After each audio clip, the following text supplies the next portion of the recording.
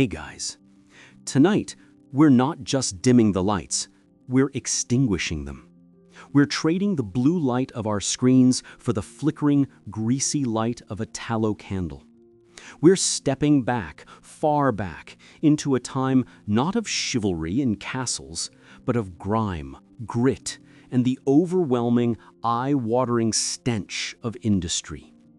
Tonight, we're exploring a job that existed at the very center of medieval life. A job so vital that without it, the entire economy of the age would have collapsed. And yet, it was a job so foul, so profoundly disgusting, that the people who did it were social outcasts, forced to live by the drain, downwind of everyone else. We are diving into the life of a medieval soap maker, a saponarius, a master of the great cauldron. Forget your scented bath bombs and your artisanal cold process bars. The world we're entering is one where the very idea of clean is a brutal industrial process born of fire, animal fat, and caustic poison. This is a job of fire and filth, of alchemical guesswork and back-breaking labor. It's a job of transformation, turning the most repulsive waste of the city into a block of crude, functional magic.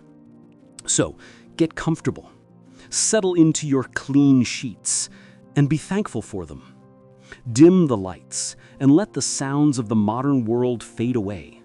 Let's journey back together into the smoke, the steam, and the stench of the 14th century. The bell has not yet rung.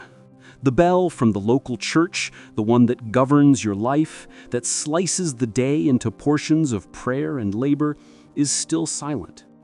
It is the blackest part of the morning, the hour before matins, and the only thing that has woken you is the cold. It's a damp, penetrating cold that has crept up from the packed earth floor of your hut through the straw-filled mattress and into your bones. You share this mattress and this one-room hovel with your wife and 2 children. Their breathing is a soft, rhythmic counterpoint to the scratching of rats in the wall. There is no privacy. There is no comfort. There is just the communal huddle against the dark. You blink your eyes open. The air in the hut is thick. It's a familiar perfume, a symphony of human sweat, stale ale, the lingering ghost of last night's meager pottage, and the sour smell of the chamber pot in the corner, which will soon be emptied into the street. But beneath all of that, there is another smell. It's your smell. It's the smell of your trade, and it has sunk into your skin, into your wool tunic, into the very wood of the hut. It's the faint, acrid tang of lye and the deep, inescapable, rancid odor of old fat. You are a saponiarus, a soaper. You are not a peasant, bound to the land, destined to break your back in a muddy field for a lord you will never see. You are an artisan, a freeman, perhaps, living within the wooden walls of a burgeoning town. You have a trade. You have a skill. You might even belong to a guild, a brotherhood of other men who share your secrets. You are a small, vital cog in the machine of this new world, but you are not a respected cog. You are not the goldsmith, his fingers tracing delicate patterns. You are not the weaver, his hands flying across a loom. You are not even the baker, the smell of fresh bread marking you as a bringer of joy. You are the soap maker, and yet you stink. Your craft is one of these smelly trades. You are lumped in with the tanners who soak hides in vats of urine and dog dung. You are neighbors with the dyers, their hands permanently stained with woad, their vats poisoning the river. You are rivals with the chandlers, the candle makers, who also render fat into a waxy, smoky light. Your workshops are clustered together by law, pushed to the edge of town, downwind, or crammed into a street near the shambles, the butcher's row, where blood and offal run thick in the gutter.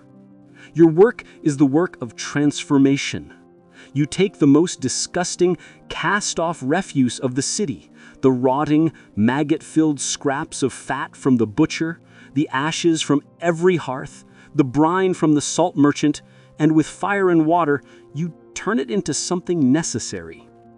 You make soap.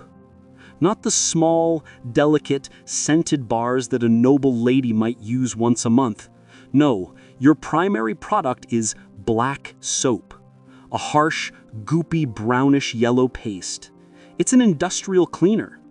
It's the lifeblood of the most important industry in medieval Europe, the wool trade. Without your soap, the fullers can't clean the raw, greasy fleece. Without the fullers, the weavers have no thread. Without the weavers, the merchants have no cloth.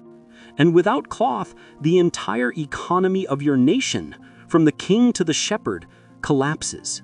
You are the foul-smelling, invisible, indispensable foundation of it all.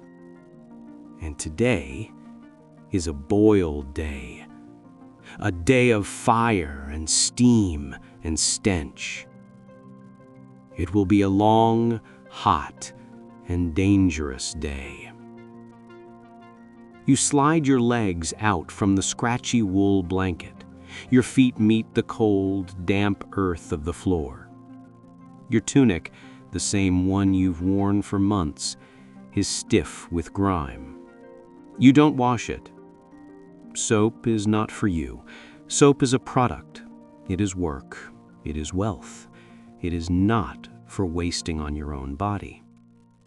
You pull on your leather turn shoes, their soles thin from wear. In the corner, you hear your apprentice, a boy of 12, begin to stir. He sleeps in your workshop, as is the custom, guarding the vats and the precious and volatile ingredients. You grab a hunk of yesterday's bread, hard as a rock, gritty with barley and rye, maybe a bit of sawdust to bulk it out. You dip it into a wooden cup of weak, small ale. The water from the town well is not safe. It's full of parasites and the runoff from the street. The ale, at least, has been boiled in its making. It is the safe, standard drink of the morning. It doesn't energize you. It just wets your throat. The church bell finally clangs, the iron sound cutting through the dark. Matins, the first call to prayer. For others, it is a call to God. For you, it is the signal to work. You step out of your hovel. The street is a river of mud and filth. You hold your breath as you pass the open sewer trench. The air is cold, but thick with the smell of 1,000 people, their livestock, and their waste, all packed together inside these wooden walls. You walk the 2 blocks to your workshop. It is a rickety, 2-story wooden building just like all the others, but identifiable by the great chimney stack and the permanent, dark, greasy stain around its foundation. You unlock the heavy wooden door. The apprentice is already there, shivering, waiting for you.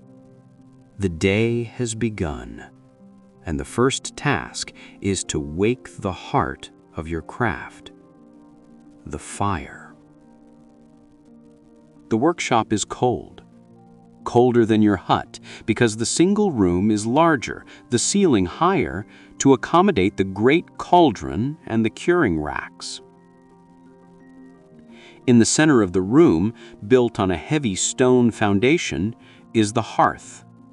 It is not a cozy fireplace for warmth.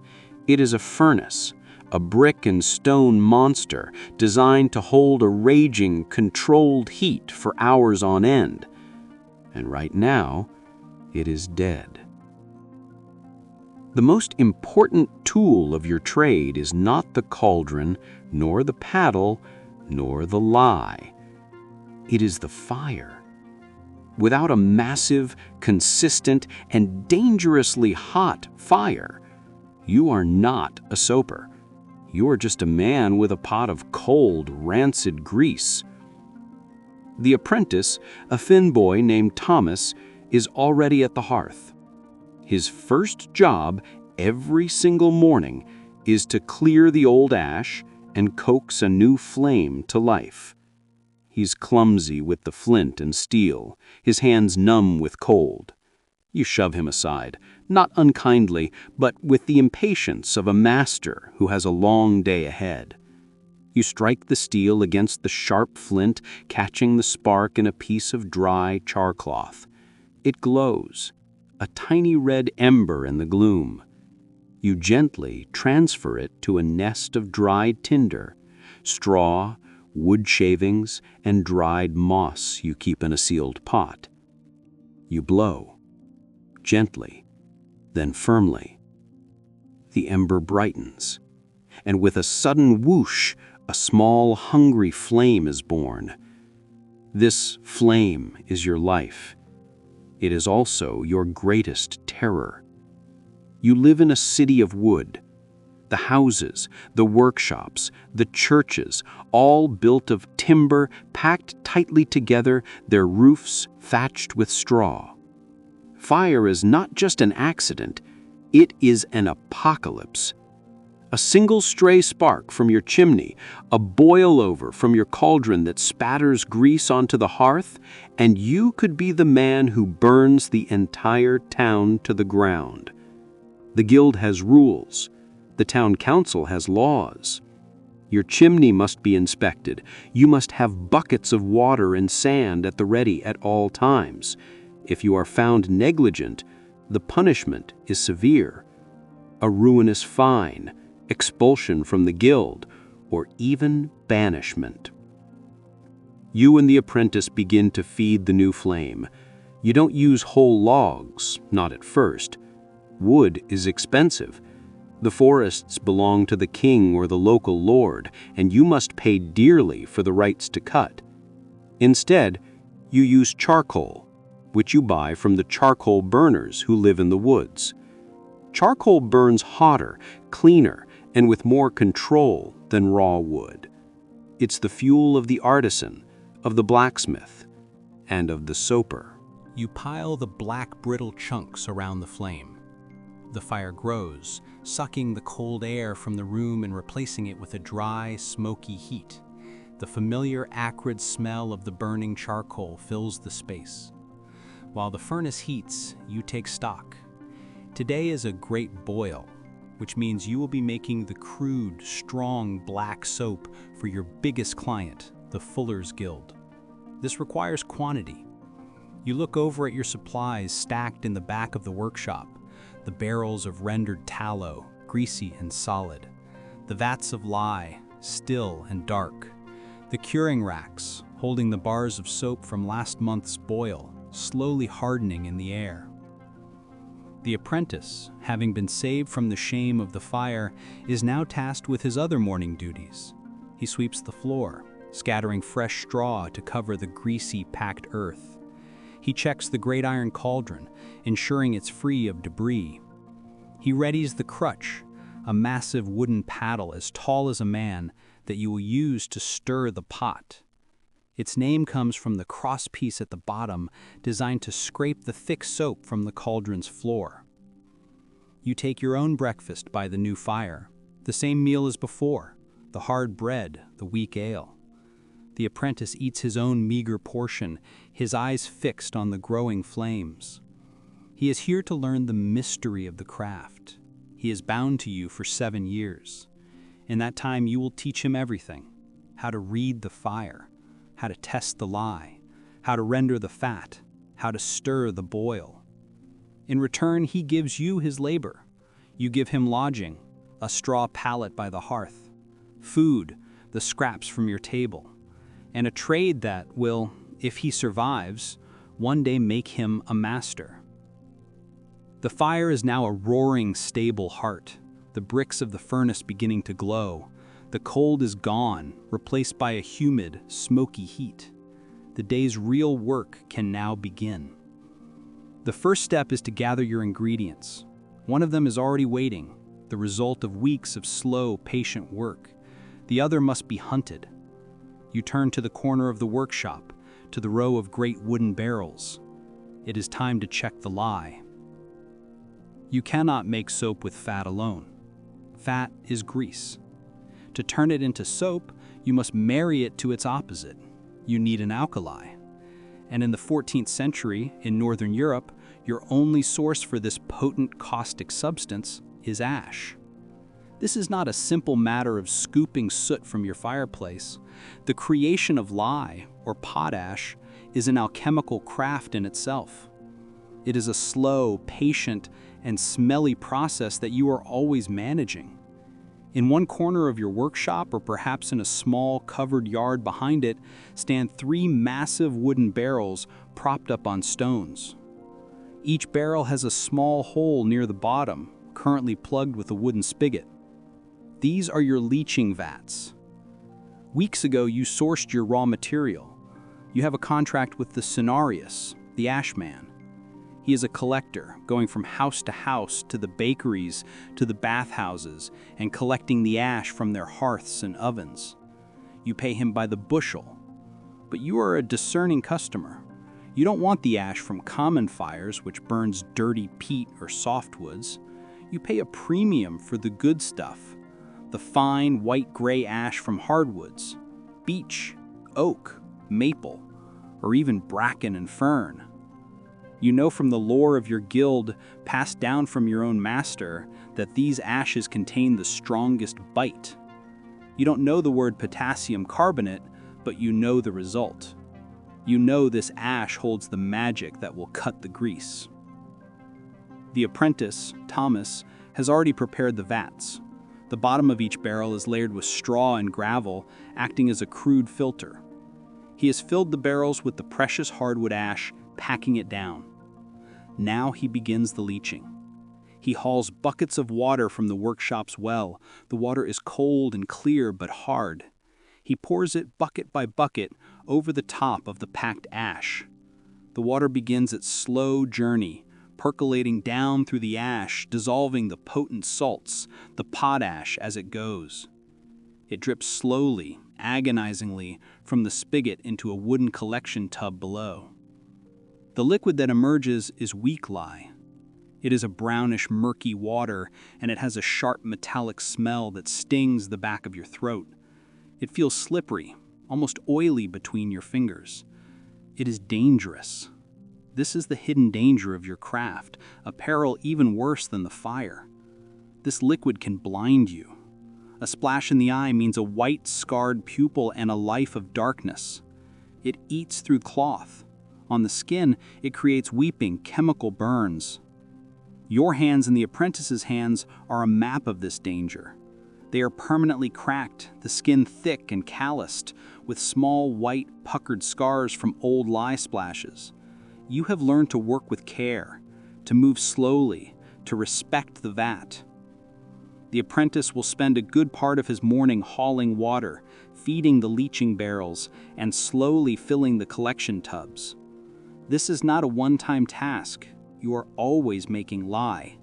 You have tubs of it in various stages of readiness. But the lye from the first pass is weak. It is not strong enough for the great boil. To make it stronger, you have 2 choices. You can boil it down, evaporating the water, a long process that costs precious fuel, or you can re-leach it, pouring the weak lye back over a fresh barrel of ash, concentrating its power. This is what you decide to do today. The Fuller's Guild needs strong soap, and strong soap demands strong lye. Thomas begins the slow, repetitive process. The workshop fills with the acrid chemical smell of the potash. It mixes with the charcoal smoke, creating an atmosphere that makes you cough, a familiar tickle you've had for years. While the apprentice tends the vats, you must go hunting for the second and far more disgusting key ingredient. The lye is the spirit, the active principle. Now you need the body. You need the fat. You grab a heavy sack and your sharpest knife. You nod to the apprentice, who knows his duty. Keep the fire steady. Don't let the lye splash. You step back out into the morning, which is no longer dark, but a muddy, gray dawn. The sounds of the town are waking: the blacksmith's hammer, the cooper's mallet, the shouts of merchants setting up their stalls. You ignore it all. You are heading to the foulest street in the city. You are going to the shambles. Your walk takes you through the heart of the town, and you are intensely aware of your place in it. The baker, pulling the first loaves from his oven, nods to you, but his nose wrinkles. The weaver, carrying a beam for his loom, gives you a wide berth. You are the soaper. You are the man who smells of rancid death, and you are heading to the source. The shambles, the butcher's row, is not hard to find. You simply follow the sound, the smell, and the dark, sticky river of blood and waste that flows down the center of its cobblestone gutter. This street is a concentration of medieval life and death. It's a cacophony. Pigs squeal, cows low, and the heavy, wet thwack of cleavers splitting bone echoes off the timber-framed houses. The air is thick with the iron-sweet smell of fresh blood, the sour stench of offal, and the buzzing of a million flies, even in the morning chill. Dogs, lean and vicious, fight over scraps in the filth. You are here for the butcher's refuse. You are a scavenger, but a professional one. You have relationships here. You approach the stall of a large man named Piers, his apron not just stained, but caked with dried blood and gore. He is busy, hacking the ribs from a side of beef. He grunts a greeting, not even looking up. "What scraps today, Piers?" you ask, your voice calm. "Half a barrel, mutton and beef. You'll take it all. And I've a pig slaughter next week. You'll want the lard," he says, pointing with his bloody cleaver to a wooden barrel in the corner of his stall. You look inside. It's a horror. It is the trimmings of suet, the long strings of yellowed, rancid fat, the skin, the knuckles, the bits of gristle and sinew deemed unfit for even the poorest customer to buy for their pottage. It is already turning, the smell high and gamey, and you can see the white pinpricks of fly eggs in one corner. In the summer, this barrel would be a moving white carpet of maggots. This is your gold. You haggle, as is custom, though the price is mostly set. "It's high," you say, prodding the mass. "More sinew than suet." "Take it or leave it," Piers grunts. "The chandler was by already. He'll take it if you won't." This is the central tension of your trade. The chandler, the candle maker. He is your rival, your shadow, your guild brother in filth. He needs the same raw material as you, tallow, the hard fat from cows and sheep. He renders it down just as you do, but he adds a wick and sells it as light. It's a constant bitter competition. The chandler argues his product is more vital. What good is clean wool if the town is dark? You argue that your craft is the backbone of commerce. In truth, you both need each other, and you both despise each other. The butchers play you against one another, driving up the price of the very scraps they would otherwise have to pay someone to haul away. You agree on a price, a few pence, and you haul the heavy barrel onto your small handcart. You move to the next stall, and the next. You are also looking for lard, the soft white fat of pigs. Lard makes a softer, whiter soap, but it's more expensive as it's also used in cooking and for medical salves. You buy a smaller bucket of that. You also stop at a cook shop, one that roasts chickens and geese for those wealthy enough not to cook in their own homes. You have a deal with the cook. You buy his drippings, the great vat of grease he collects beneath his spits. It's smoky, salty, and impure, but it is fat, and it will all burn in the lye. After an hour, your cart is full. You have hauled perhaps 100 pounds of animal waste. You are sticky with grease. The smell is clinging to you, a tangible shroud of rotten meat. The walk back to the workshop is a lonely one. People see you coming. They cross the street. A woman pulls her children inside. You are used to it. You are the soaper. You arrive back at the workshop. The apprentice Thomas sees the hall, and his face, already smudged with soot, turns a pale green. He knows what comes next. This is, without question, the worst part of the job. It is time to render the tallow. If the lye is the spirit and the raw fat is the body, then the rendering is the purification. You cannot simply dump the bloody, maggot-laced scraps from the butcher into your main cauldron. It is filled with impurities, blood, water, bits of meat, bone, and sinew. All of this will ruin your soap, turning it into a mottled, rancid mess that will never cure. You must try the fat. You must render it down. You and the apprentice haul the barrels to a second, smaller cauldron, the rendering pot. This one sits on a separate, smaller hearth. The main fire is already roaring under the great soap cauldron, but this one needs a lower, slower flame.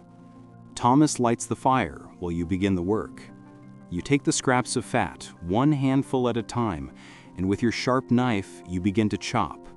You hack the great sheets of suet into smaller chunks, your blade cutting through the cold, stiff grease. You throw them into the pot, handful by handful. The work is cold, sticky, and slick. Your hands are coated in a film of gore. As the pot heats, the fat begins to melt, and with the melting comes the smell. It is a smell that defies description, a smell that has its own physical wheat. It is not the savory smell of a roasting joint. It is the smell of old, stale animal death being boiled. It is the smell of a battlefield, of a slaughterhouse, of rot, all concentrated and released in a greasy, choking cloud of steam. It is the single reason your workshop is pushed to the edge of town. On a rendering day, the entire neighborhood knows it. The wind carries the stench for streets, and people slam their wooden shutters closed, cursing your name. This is the agony of your craft. The fat melts into a bubbling, gray, opaque liquid, and as it melts, the impurities separate. The heavier bits of meat and sinew sink to the bottom to burn and stick. The lighter, watery filth, the blood, the bile, foams on the top in a thick, pinkish-gray scum. Your job for the next several hours is to skim this scum. You use a large, long-handled ladle, its bowl perforated with small holes. You dip it into the bubbling vat and lift, letting the good, clean, liquid fat drain back while the gray-brown sludge remains. You dump this sludge into a wooden bucket. It is a nauseating, repetitive process. The heat is intense, the steam rising into your face, coating your hair and beard with a fine mist of grease.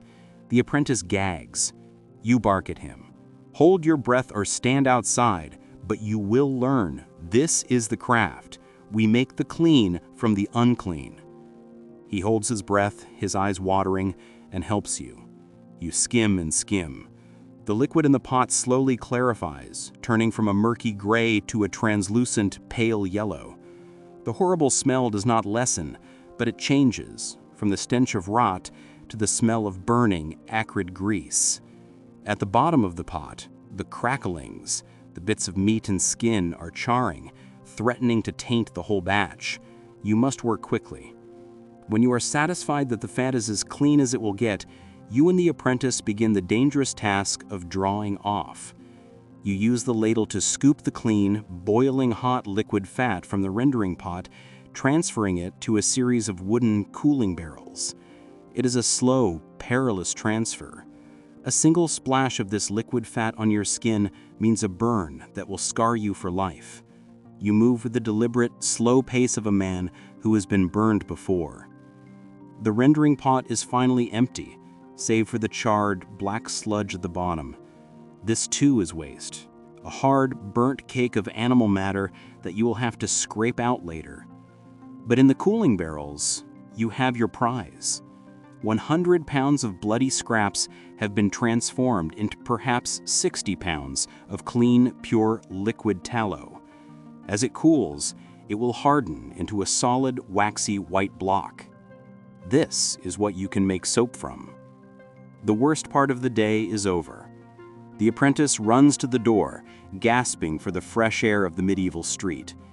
You simply wipe your greasy hands on a rag, your stomach hardened by years of this work.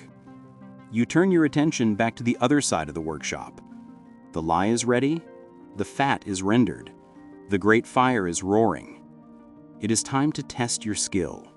The apprentice has collected several tubs of strong lye, the brownish liquid that has passed through the hardwood ash twice.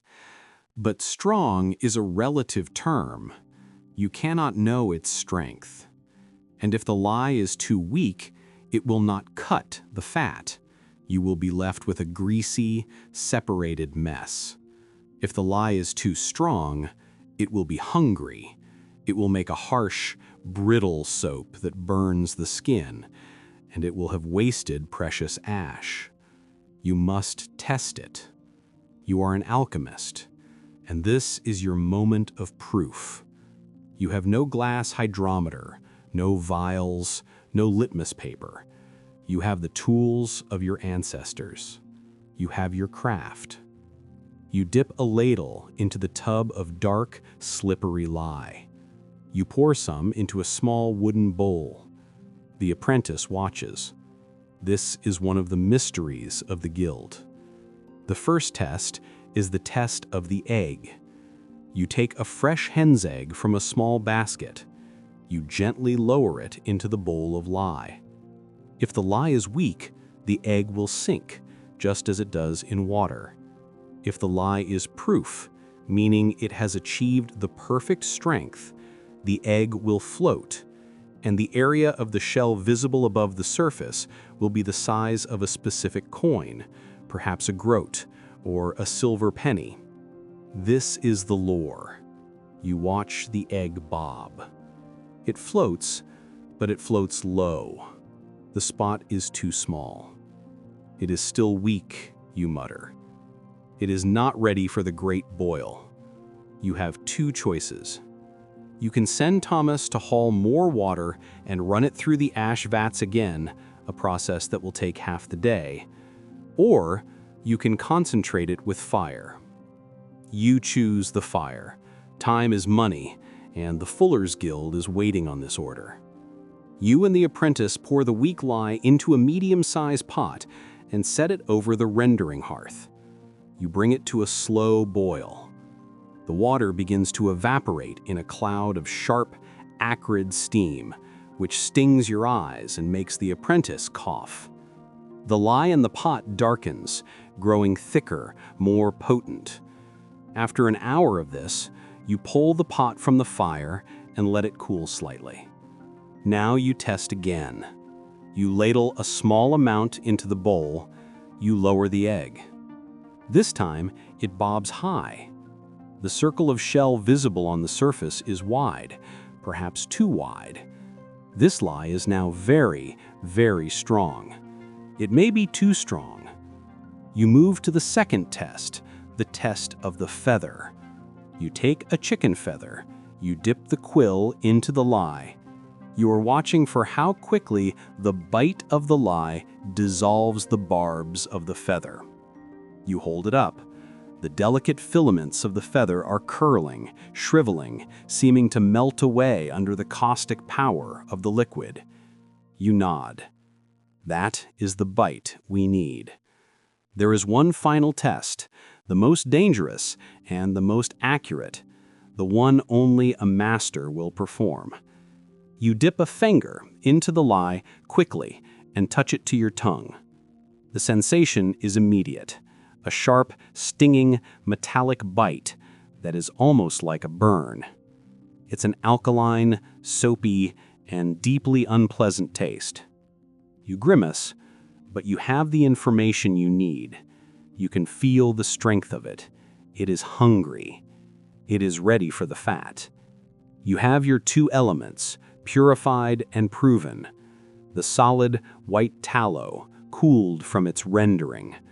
The dark, hungry lye, concentrated by fire. You turn to the great cauldron. It is time for the marriage. This is the centerpiece of your day, the heart of your craft. The great cauldron, a massive iron pot, wide enough for a man to curl up in, is set deep into the brick furnace. The fire beneath it has been burning for hours, and the iron itself is almost too hot to touch. The apprentice, his eyes wide, stands ready. This part is dangerous. A mistake here can cost you a batch or your workshop. First, the lye. You and Thomas use buckets to transfer the hot, concentrated lye from the proving pot into the great cauldron. It hits the hot iron with a furious hiss, and a plume of sharp, choking steam fills the room. You pour in bucket after bucket until the cauldron is about a third full. The dark liquid bubbles angrily. Now, the body. You take the blocks of cooled, rendered tallow. They're heavy, waxy, and white. You chop them into manageable chunks with a hatchet, and you begin to feed them, piece by piece, into the hot lye. Each time a block of fat hits the lye, the cauldron sizzles and spits. The fat begins to melt, forming a golden, oily layer on top of the dark lye. For now, they are separate. They are oil and water. They are not soap. You take up the crutch, the great wooden paddle, worn smooth from 1,000 boils. You hand a smaller, long-handled paddle to the apprentice. Now, you say, "We stir." And so it begins. The labor of the boil. You must stir. You must stir constantly. You cannot stop. You must force the fat and the lye to combine, to marry. You begin to move the crutch through the thick liquid, your muscles straining against the weight. The motion is circular, scraping the bottom to ensure nothing burns, and folding the top layer of oil down into the lye. The apprentice stirs alongside you, his thin arms already shaking with the effort. For the first hour, nothing seems to happen. It is just hot, heavy, dangerous work. The workshop becomes a hell of steam and heat. The fire is roaring, and the air is so thick with fumes you can barely breathe. You are sweating, your woolen tunic soaked through. The acrid steam of the lye mixes with the smell of the hot fat. It's a smell that burns your nose and coats your throat. Then, after the first hour, the change begins. It is the magic of your craft, the mystery of the saponarius. The oil and lye begin to emulsify. The liquid in the pot, which was 2 separate layers, starts to thicken. It turns a milky, opaque, pale brown color. It is no longer fat and lye. It is becoming soap. "Stir," you command as the apprentice slows. "Do not let it rest." If you stop stirring, the mixture will separate. If the fire is too hot, it will boil over, sending a wave of caustic, greasy foam onto the hearth, which could ignite and burn the building down. If the fire is too cold, the marriage will fail and the batch will be lost. You are a slave to the cauldron. You stir and stir and stir. Your shoulders ache, your back is on fire. The apprentice is weeping, whether from the fumes or the exhaustion, you don't care. You force him to keep going. This is the great boil. It will take hours. 3, 4, maybe 5 hours of this. You and the apprentice take turns, one stirring while the other rests for a moment, gulping ale, his body trembling. But the master, you do most of the work. It is your craft, your batch. Only you know the feel of it. You watch the liquid. You see it thicken, from a milky broth to a thick pottage, then to a grainy, thick gruel. This is the neat soap. It is congealed, and the process of saponification is nearly complete. You stop stirring for a moment and lift the crutch. The soap drips off, thick and heavy. You touch a small bit, once it is cooled for a moment, to your tongue. The sharp alkaline bite of the lye is gone. It has been killed by the fat. In its place is a new, milder, and somehow clean taste. The taste of soap. But the batch is not finished. It is filled with impurities. It is still mixed with the water and with the glycerin, a substance you have no name for, only that it is the sweet part of the fat that the lye releases. This soap is crude. It is neat soap. To make it true soap, to make it hard and long-lasting, you must perform one final, expensive act of purification. You must cut it with salt. The boil has reached its peak. The cauldron is a churning, thick beige mass. Now you introduce the final, most expensive ingredient. An ingredient that, for many, is more valuable than the fat itself. You add the salt. Salt in the 14th century is a form of wealth. It is not cheap. It is mined by men in deep, dark, dangerous tunnels far from your town, or evaporated in vast malarial salt pans by the sea. It is taxed by the king, controlled by merchants and guarded like treasure. You buy it not in small bags, but in heavy, coarse-ground bushels. It is a significant business expense. This step, the salting out, is what separates a true soaper from a peasant just making lye grease in a pot. You take a large shovelful of the coarse grayish salt and throw it directly into the boiling cauldron. The reaction is immediate and dramatic. The salt, the brine, dissolves into the water and the glycerin, but not into the soap itself. The chemistry of it is precise. The saltwater solution is denser than the soap. The moment the salt is added, the marriage of the soap and the water is broken. The thick grainy emulsion separates. The contents of your cauldron, which were a uniform thick gruel, suddenly transform. The soap curd, the true purified soap, congeals into a solid spongy mass that floats to the surface.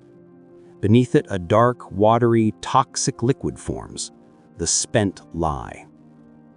This dark water now holds all the impurities, the dirt, the glycerin, the excess lye, and the salt you just added. You and the apprentice add more salt, stirring it in, until you are satisfied that the separation is complete. The top of your cauldron is now a floating crust of pale, hot soap, like a sheet of ice on a dark, poisoned lake. You let the cauldron cool for an hour. The fire is damped, banked with ash to preserve the embers. As it cools, the soap curd on top hardens into a thick, waxy plate. The spent lye beneath it is still warm, but no longer boiling. Now comes the drain. At the bottom of your great cauldron is a spigot, a heavy iron tap. You place a series of wooden buckets beneath it. Thomas, his face pale with fear, for this is a dangerous task, slowly, carefully, turns the handle. A dark, steaming, stinking liquid pours out. This is the spent lye. It is a toxic, caustic, saline sludge. It is worthless, and it is dangerous. It will kill any plant it touches. It will poison any well. It goes where all the town's waste goes. Thomas hauls the heavy buckets to the door and dumps them directly into the kennel, the open sewer drain that runs down the center of your street. The hot, toxic liquid hits the existing filth of the road, the animal dung, the human waste from the chamber pots, the blood from the shambles, and a cloud of foul chemical steam rises.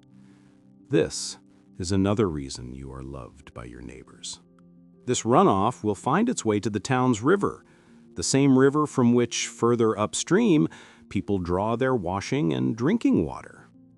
You don't think about this. This is just the way of things. This is the cost of the craft. When the last of the spent lye is drained, you are left with the prize. The cauldron now holds only the purified soap curd. It is a huge, spongy, grayish-white mass. But it is not yet finished. It is true soap, but it is not good soap. It is crude, harsh, and still flecked with impurities. For the common black soap, this might be enough. You might simply ladle this crude curd into barrels and sell it as is to the fullers. But you are a master. You have pride, and you have other customers. You will cleanse it one more time. You order Thomas to restoke the fire. You add a small amount of fresh lye and a bit of clean water to the cauldron. You will reboil the curd. This is the second boil, a refining fire. It will be shorter, a final purification, a last hot baptism for the soap, driving off the last of the impurities and ensuring the lye has married every last particle of fat. As this second boil begins, you contemplate your inventory.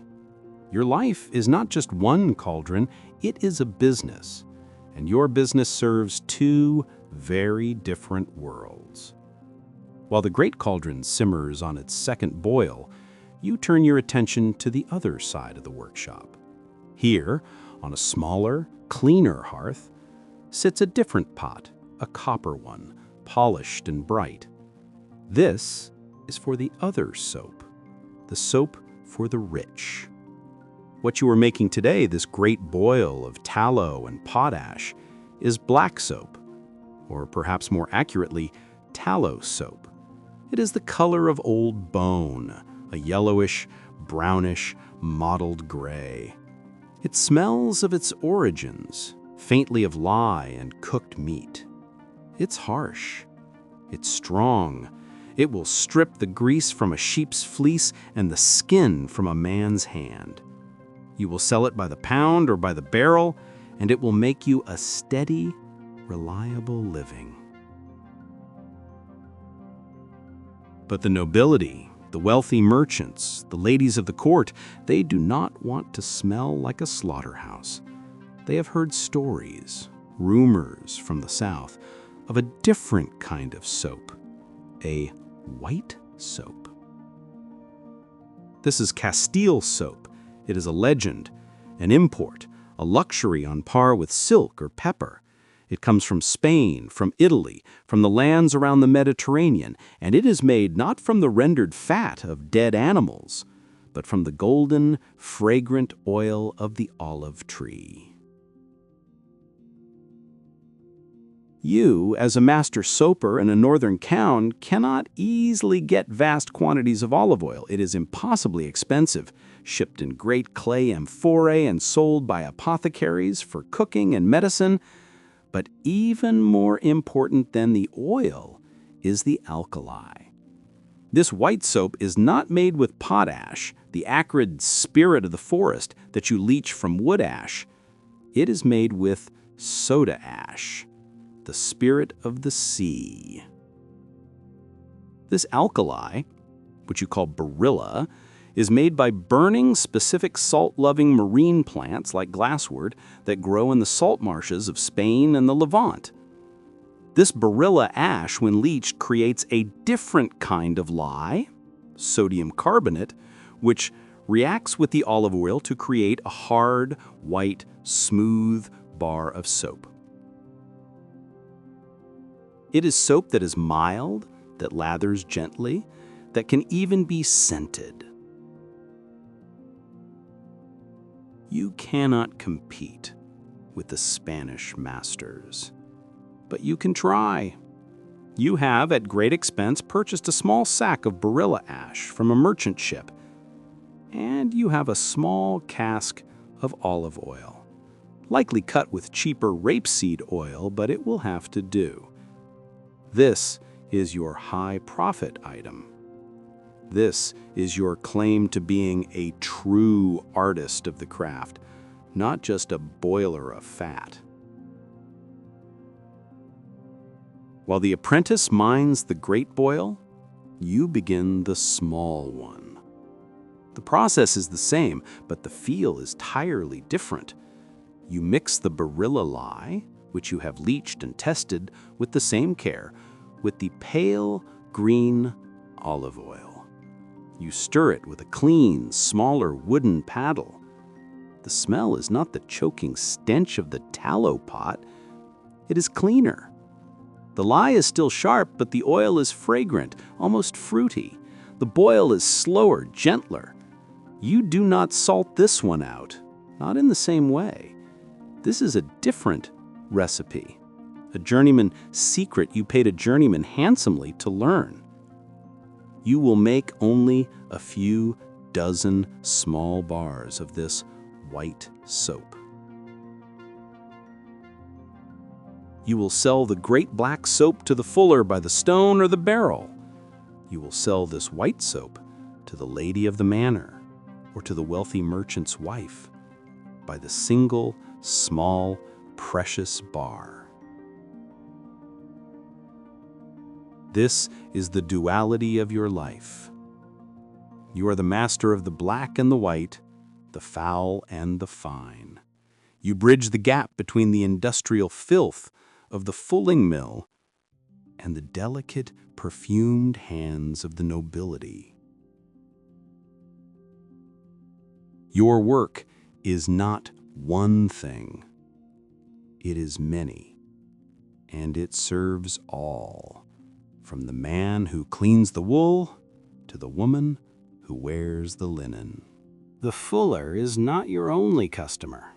As the day wears on and the last of the great boil is packed away, other figures appear at your workshop door, which you keep open to the street to vent the fumes. A woman arrives, her back bent, though she is not old. Her hands are raw, red, and swollen. She is a lavender, a laundress. She carries a small wooden bucket. She is here to buy soap. Her job is in many ways as hard as yours. She spends her days at the riverbank, even in the freezing cold, washing the linen of the wealthy. Linen, the shirts, the coifs, the undergarments, the bed sheets of the rich, is a sign of status. But it is a magnet for the grime and sweat of the medieval body. The lavender's work is brutal. She beats the linens with a wooden paddle on the river stones, scrubs them with sand and scours them with lye, fuller's earth, and, if her employer is wealthy enough to pay for it, your soap. She cannot afford much. She buys a pound of the offcuts from the great boil, the scraps and shavings from when you cut the blocks. You weigh it out for her. She pays you in coin, and you know she will charge her employer double what she paid you. It is her own small profit, hard earned at the cost of her hands, which the lye and the cold water are slowly destroying. She nods without smiling and leaves. Your next customer is different. A servant arrives, his tunic clean, bearing the badge of the local lord.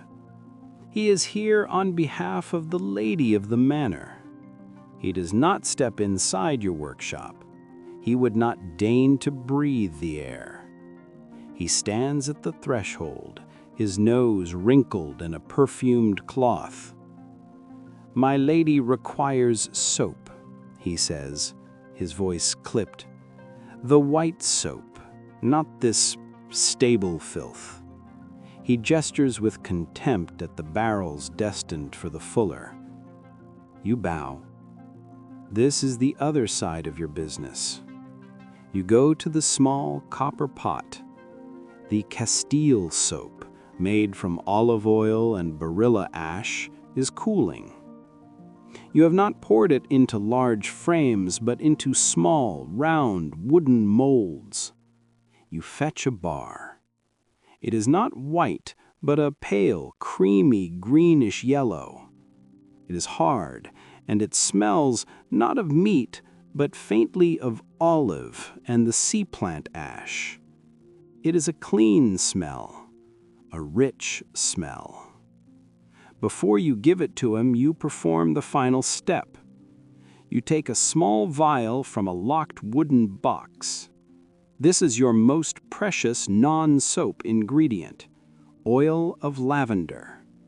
Distilled by monks or apothecaries, it is incredibly expensive. You bought it from a spice merchant who trades in goods from the Orient. You rub a single drop of the oil onto the surface of the bar. The scent blooms, a sweet floral perfume that cuts through the stench of your workshop like a prayer. You wrap the small round bar in a piece of clean linen cloth. The servant produces a silver coin. This single small bar, which weighs less than half a pound, has just earned you more than a 50-pound barrel of black soap. The servant takes the small package, holding it delicately, and leaves. You are left with the irony. The soap that made you the most money required the least sweat, the least filth. But the soap that feeds you, the one that defines your trade, is the great stinking mass of tallow and potash, the black soap that fuels the mills. One final customer might appear, an apothecary or a barber surgeon. He will buy small bars of your harshest black soap. He will not use it for washing. He will grind it down, mixing it with herbs, sulfur, or mercury to create salves and unguents for skin diseases, for scabies, for leprosy, for the endless itching rashes that plague medieval life. He sees your lye-heavy soap not as a cleaner, but as a potent caustic medicine. The day of sales is winding down. The sun is lowering, but your work is not yet done. The products of your labor must be finished, marked, and stored. The great boil is over. The olive oil soap is molded. The customers have come and gone, but the workshop is still full of cooling raw soap. The large wooden frames you ladled the black soap into are now solidifying. The soap is a pale yellow gray and still warm to the touch. It is soft, like hard cheese. This is the moment of creation. You and the apprentice Thomas approach the largest frame. It is time to cut the block. You don't use a knife. The block is too large, the soap too sticky. You use a wire, a long, taut piece of iron wire stretched between two wooden handles. You position the wire at the end of the great block. You and Thomas each take a handle, and with a single firm downward pull, you draw the wire through the soap. It cuts cleanly, leaving a smooth, flat surface. You pull the wire through again and again, creating a row of long, heavy barestes, or bars. Each one weighs several pounds. This is the standard form for your industrial soap. But you are not just a soaper. You are a master. You are a member of the Guild of Saponari, and your work must be marked. You take your stamp. It is a piece of bronze, carved in reverse, with your personal maker's mark, a symbol given to you by the guild when you became a master. It might be a cross, a star, or a simplified cauldron. You press this stamp hard into the surface of each still soft bar. This mark is everything. It is not decoration. It is a guarantee. It is your signature.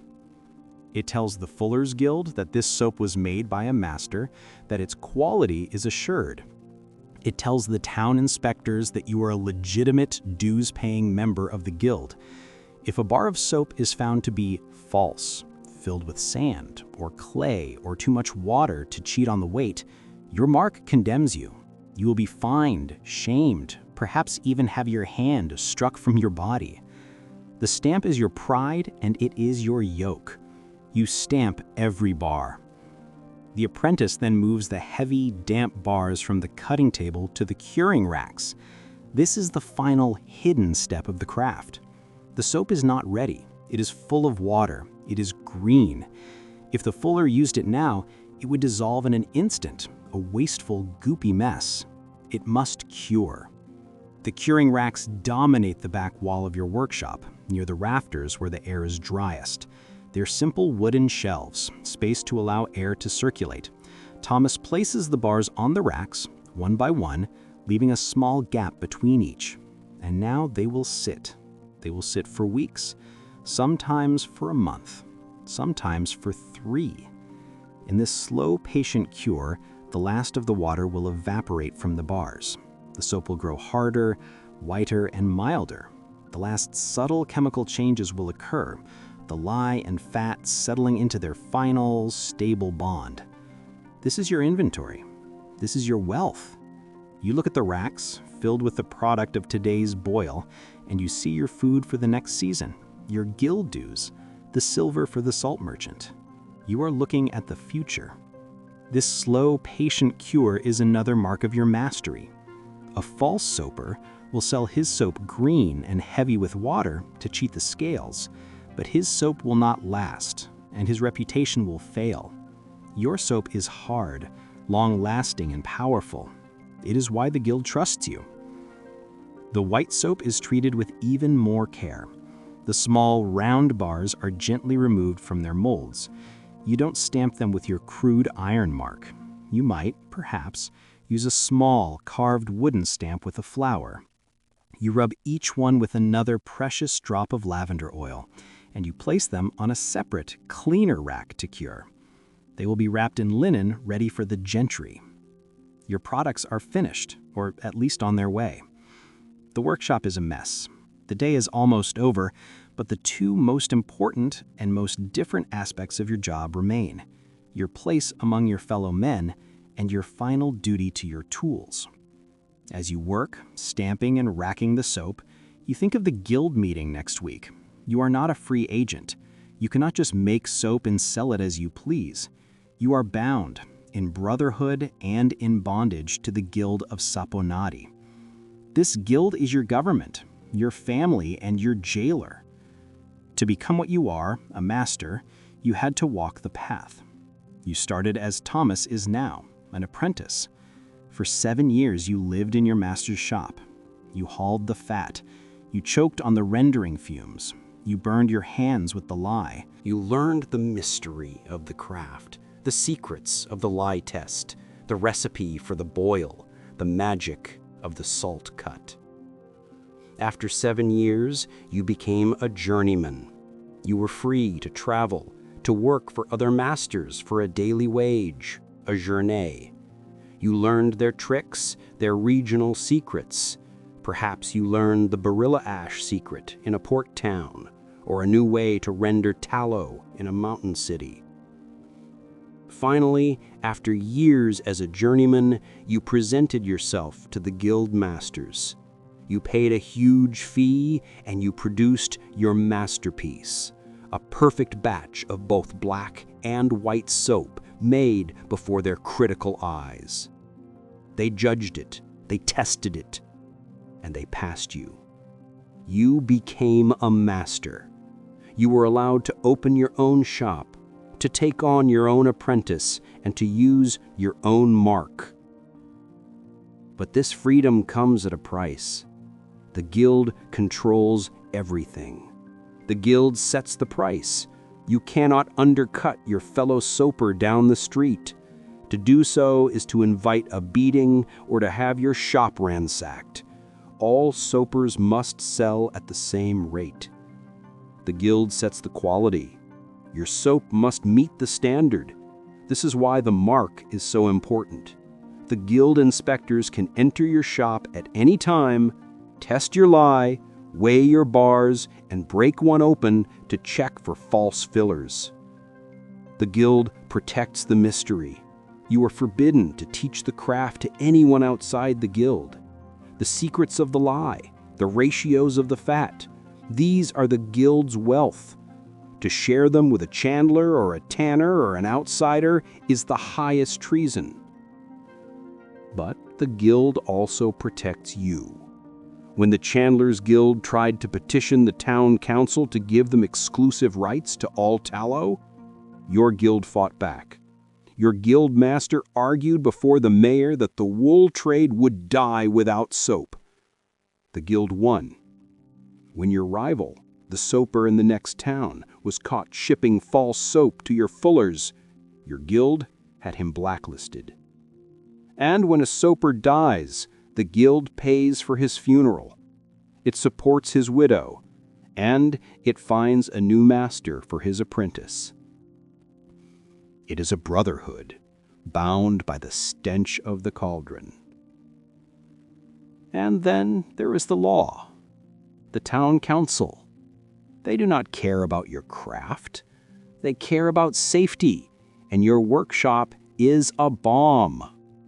The council dictates where you can work, downwind, by the river. They dictate that your chimney must be made of stone, not wattle and daub, and that it must be swept clean of greasy soot. They demand you keep barrels of water and sand ready. You live in constant fear of fire. A boil-over, a stray spark, a chimney fire, these are your nightmares. If your workshop catches fire, you will not just lose your business. You will be held responsible for every other building that burns. You will be ruined, imprisoned, or worse. You are a man walking a tightrope. You are balanced between the dangers of your craft, the demands of your customers, the rules of your guild, and the laws of your city. It is a heavy, anxious life. And it is finally coming to an end for the day. The sun is touching the horizon. The church bell rings for vespers, the evening prayer. The shouting in the street quiets as merchants pack their stalls. Curfew will be soon. Your workshop must close. The apprentice, Thomas, is exhausted. His body is slumped, his face a mask of soot, grease, and ash. But the day is not over. The hardest, most thankless task remains. The great cauldron must be cleaned. It is still hot, but the last of the soap has been ladled out. What remains is a thick, greasy, burned-on crust at the bottom, mixed with the dregs of the lye and salt. If you leave this, it will foul the next batch and eat through the iron. This is the apprentice's work. You watch, your arms crossed. Thomas takes a heavy iron scraper. He must lean into the great cauldron, his head and shoulders disappearing into the pot. The air inside is still thick with fumes. He begins to scrape. The work is agonizing. The scrape, scrape, scrape of the iron on iron is a harsh, grating sound. He must put his entire, meager weight into it, his muscles straining to free the burned-on sludge. He coughs, the fumes catching in his throat. You are a hard master, as your master was hard on you. All of it, you command. Do not leave a speck. It takes him almost an hour. He emerges covered in sweat, his hands bleeding from the force of the scraper.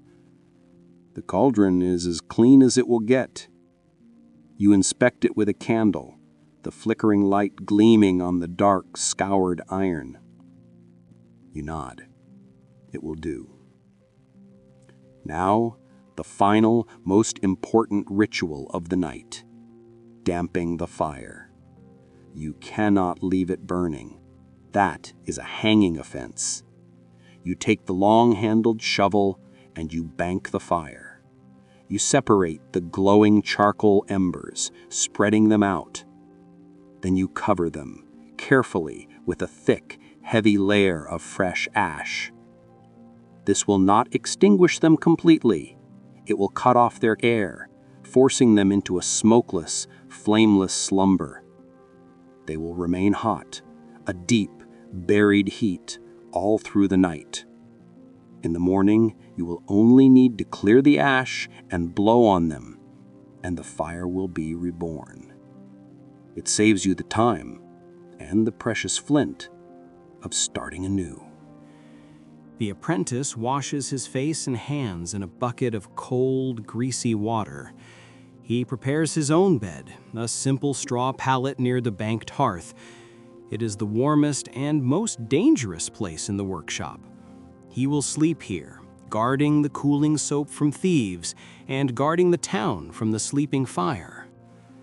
You lock the precious lavender oil and the berylla ash in the strongbox. You put your coin pouch deep in your tunic. You open the door to the street. The air is cool. The curfew bell is ringing now, the great iron tongue of the city warning everyone to be indoors. The night watch will soon be walking, their poleaxes and lanterns cutting through the dark. You walk home. The medieval city at night is a different world. It is dark, the only light coming from the moon or a stray candle in a wealthy window. The smells have changed. The smells of the day, the market, the workshops are gone. They are replaced by the smell of 1,000 cooking fires, burning peat and wood, and the sharp, sour stench of chamber pots being emptied from upper windows into the street below. You shout, "Guardy-loo, watch out for the water," just as everyone else does, as you step over a fresh stream of waste. You arrive at your hovel. Your wife has the pottage ready, the same as last night, perhaps with a bit of onion thrown in. You eat in silence. You lie down on the straw mattress. Your body is not just tired, it is an aching, deep-sunk exhaustion. Your shoulders burn from stirring, your legs tremble from standing, your hands are cracked and raw from the lie. You are coated in the filth of your trade. But as you lie there, you think of the white, waxy bars curing on your racks. You think of the heavy barrels of black soap destined for the fuller. You have done it. You have taken the rot, the waste, and the offal, and you have made it clean. You are the soaper. You are reviled, and you are essential.